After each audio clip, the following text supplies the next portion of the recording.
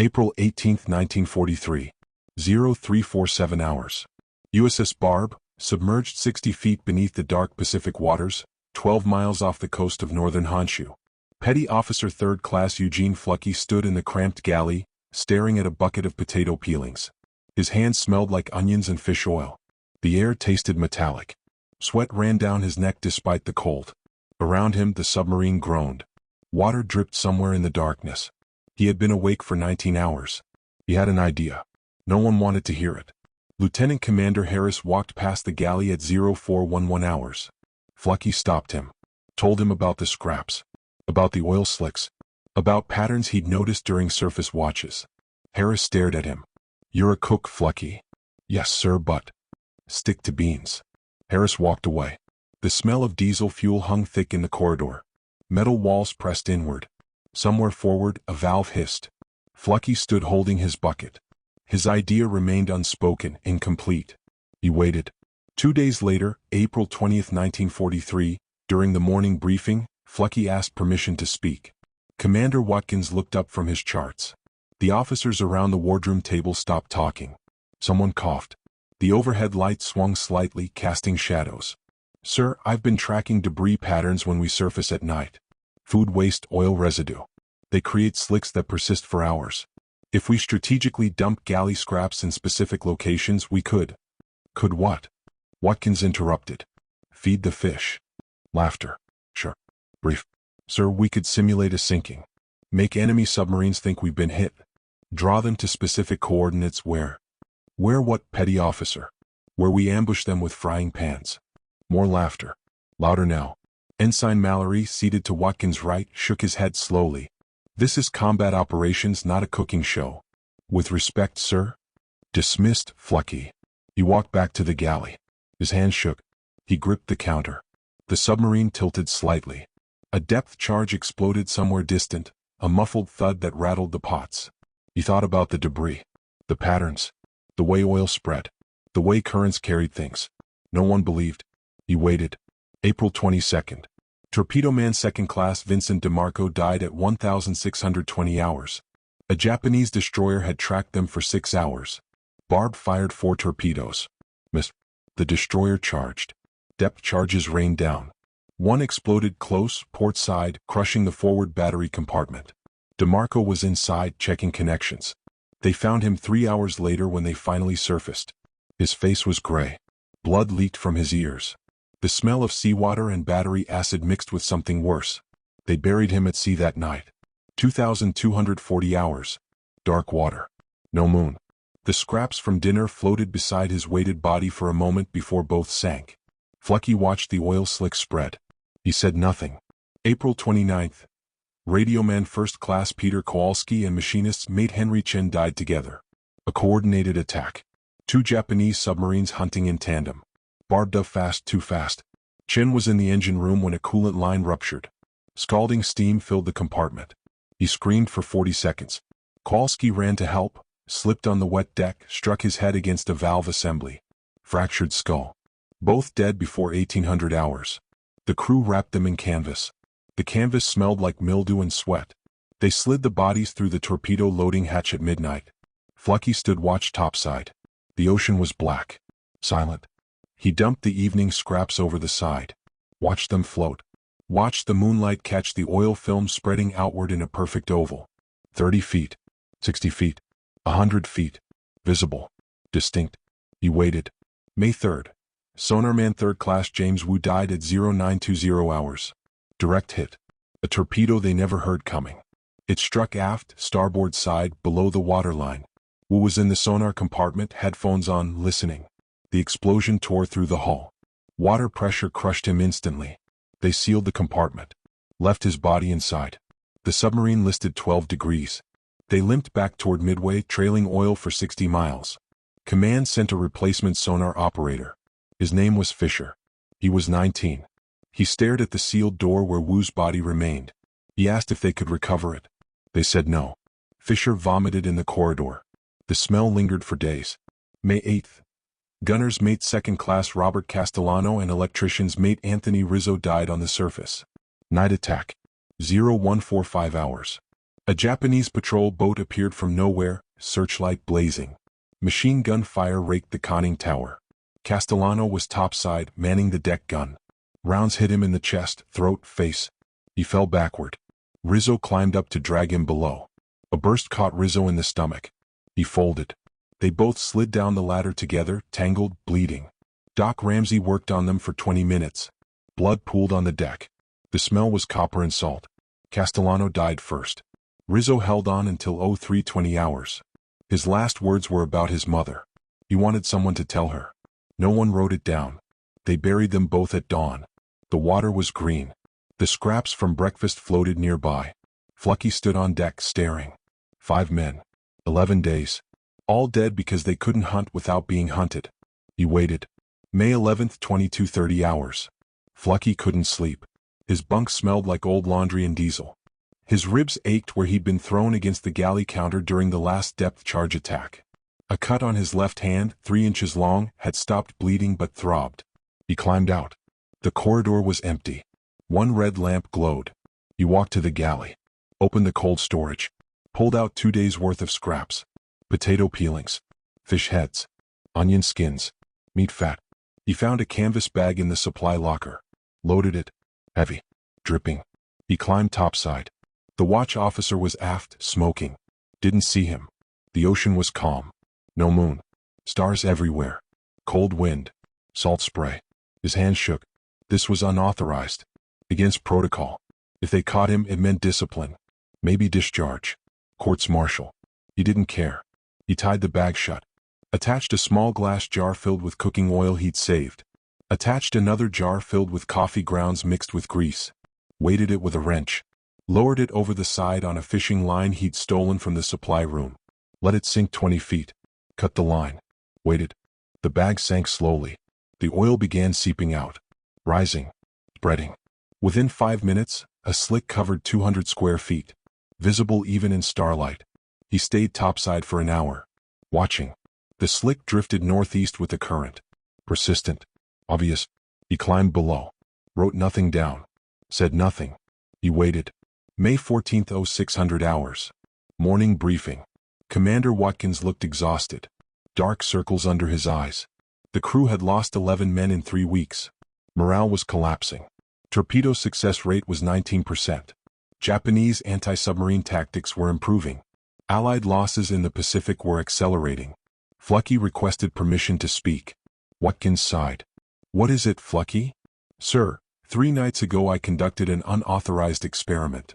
Silence. I dumped prepared galley waste at specific coordinates to simulate a debris field consistent with a submarine kill. I observed the resulting oil slick. It remained visible for over 90 minutes. Spread predictably. Could be detected visually or by periscope from significant distance. Watkins leaned forward. You did this without orders? Yes, sir. Why? Because 5 of my friends are dead, sir. And I think this could work. Lieutenant Commander Harris stood. Commander, this is absurd. We're submariners, not fishermen. Floating garbage won't. Let him finish, Watkins said quietly. Flucky continued. If we dump scraps at calculated intervals, we create false debris trails. False sinking sites. We make the enemy think we've been destroyed. Or that another vessel has been destroyed. They surface to investigate. Confirm the kill. That's when we're positioned. Submerged. Waiting. We have firing solutions ready. Mallory shook his head. It's deception. It's garbage. It's psychology, Flucky replied. They're hunting us. Let them think they've won. Watkins stared at the charts. 30 seconds passed. The submarine creaked. Someone coughed. Prepare a detailed operational plan, Watkins said finally. We'll test it once. If it fails, we never speak of it again. Harris slammed his palm on the table. Sir, this is dismissed. They left the wardroom. Flucky stood alone. His hands still smelled like onions. He waited. May 17, 1943. 0200 hours. Operation Scrap began. Barb surfaced 30 miles west of Truck Lagoon. Japanese submarine activity had been reported in the area. High traffic. Flucky prepared the payload. 5 canvas bags. Each filled with fish heads, vegetable scraps, meat fat, bread crusts. Each bag contained a jar of used cooking oil. Each jar had a small puncture. Slow leak. They deployed the bags at 0220 hours, spaced 300 yards apart. The bags sank to 40 feet, then slowly released their contents. Oil bubbled upward. Scraps floated. Within 15 minutes, a debris field spread across half a mile of ocean. Visible. Convincing. Barbed off. 120 feet. Silent running. Sonar active. They waited. At 0447 hours, sonar contact. Bearing 270. Range 4,000 yards.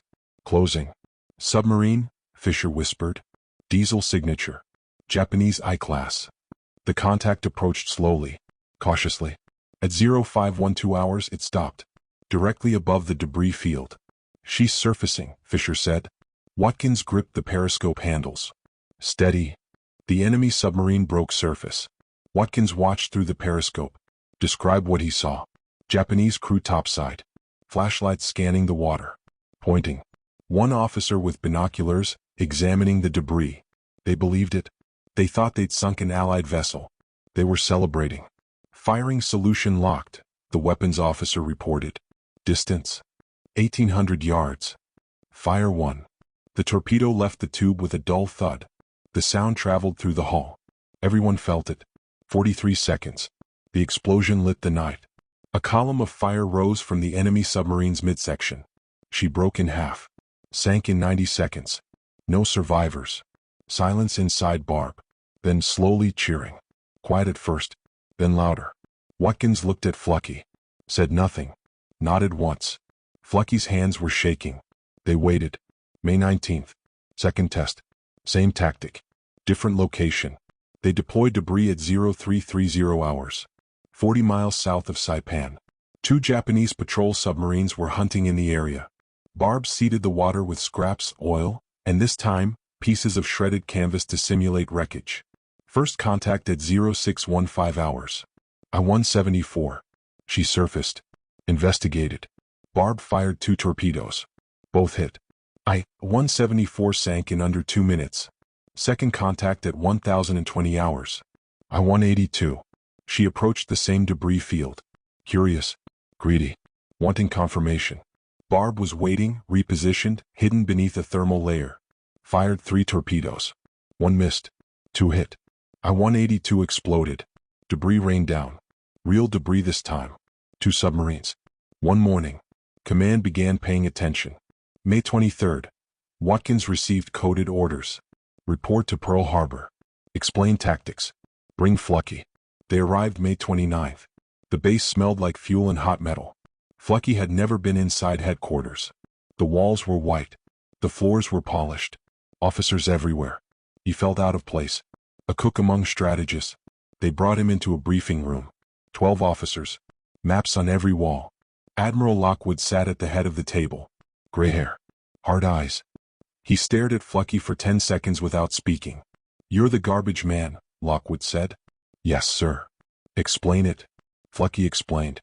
The debris. The oil. The psychology. The enemy's need for confirmation. Their predictability. Their arrogance. An intelligence officer interrupted. This is deception. Not combat. It's both, sir. It's unorthodox. It works. Lockwood leaned back. How many kills? 3 confirmed. 2 probable. Casualties? None since implementation. Lockwood looked at Watkins. You endorse this? Completely, sir. Lockwood nodded. We'll deploy it fleet-wide. Modified. Improved. Systematized. He looked at Flucky. You'll train other cooks. Other crews. Effective immediately. Flucky felt something unravel inside him. Relief. Vindication. Then Lockwood added, this remains classified. No public acknowledgement. No records. If the enemy learns we're doing this deliberately, it stops working. Understood. Yes, sir. Dismissed. They walked out. Watkins clapped Flucky on the shoulder. Said nothing. Flucky returned to Barb. Back to the galley. Back to peeling potatoes. No medal. No commendation. No record. He waited. June 1943. The tactic spread. USS Wahoo. USS Tang. USS Harder. British escort groups in the Atlantic adopted modified versions. False debris fields. Coordinated drops. Oil slicks seated ahead of convoy routes. U-boats surfaced to investigate. found torpedoes instead. In the North Atlantic, Black May had already begun. German U-boat losses spiked. 43 submarines lost in 1 month. Admiral Donitz couldn't understand why. His crews reported finding debris, confirming kills, then vanishing. He suspected new sonar, new depth charges. Never suspected garbage. July 12, 1943. 1940 hours. North Atlantic, 200 miles west of Ireland. Captain Lieutenant Friedrich Weber commanded U-523. He had sunk 14 Allied ships. He was confident. His crew trusted him. That evening, his radioman reported a debris field. Oil slick. Wreckage. Consistent with a Corvette kill. Weber surfaced. Approached slowly. His executive officer, Lieutenant Haas, scanned the water with binoculars. Definitely is sinking, Haas reported. Fresh oil. I see fabric. Possibly life belts. Weber smiled. Log it. Confirm position. Will report to command. At 2003 hours, HMS Starling, submerged 300 yards northeast, fired 4 torpedoes. Weber never understood. U-523 exploded.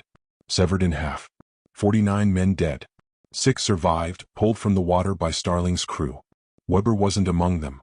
During interrogation, the survivors kept asking one question: how did you know where we'd be? No one answered. August 1943. 19 U-boats sunk using scrap-based deception tactics. September 22. October 17. The numbers climbed. Donitz ordered submarines to avoid debris fields entirely. Stop surfacing for confirmation. Ignore oil slicks. But by then the pattern was set. The hunters had learned to fear the bait. November 8, 1943. Barb returned to Pearl Harbor. Watkins was promoted. Harris was transferred. Flucky received new orders. Reassignment. USS Archerfish. Galley duty. No ceremony. No recognition. No speech. He packed his bunk. The canvas bag smelled like old seawater. He walked off Barb for the last time at 1,420 hours. No one said goodbye. He waited. The war continued. The tactic remained classified. After the war, records were sealed. Operational summaries listed improved sonar and tactical coordination as primary factors in U-boat losses. Debris deception was never mentioned. In 1947, Eugene Flucky was discharged. Honorable. No commendations for innovation. No public acknowledgement. He returned to Ohio. Worked in a meatpacking plant. Married. Had 3 children. Never spoke about the war. He died in 1998. Heart failure. Age 77. His obituary mentioned his service. 2 sentences. No details. In 2003, a researcher at the Naval History and Heritage Command found a classified memorandum dated June 1943. Subject: Deployment of Simulated Debris Protocols and Anti-Submarine Warfare. The memo referenced field innovation by enlisted galley personnel. No names. The tactic was credited to operational development teams. Flucky's name appeared nowhere. Today, a single canvas bag sits in storage at the National Museum of the Pacific War in Fredericksburg, Texas. Catalog number 1998.042.7. Description: Galley supply bag USS Barb, circa 1943. No explanation. No plaque. No context.